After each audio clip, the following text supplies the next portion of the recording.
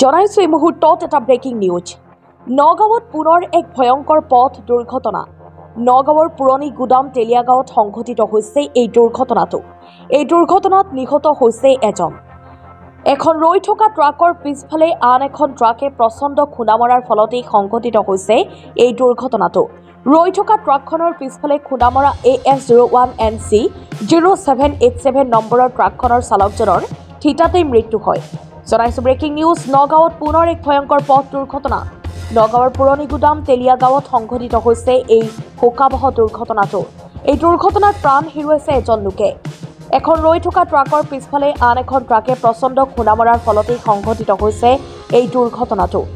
ৰখি থকা ট্ৰাকখনৰ পিছফালে খুন্দা মৰা AS01NC 0787 নম্বৰৰ ট্ৰাকখনৰ চালকজনৰ থিতাতেই মৃত্যু হয়।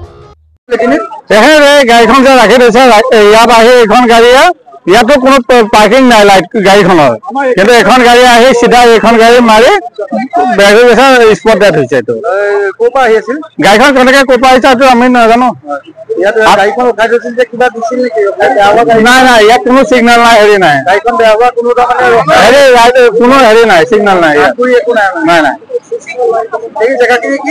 এখন তেলিয়াগাঁও, ভাস্কৰ মহন্ত। নগাঁৱৰ পৰা বিভূতি বৰাৰ ৰিপৰ্ট, সুখানা লাইভ।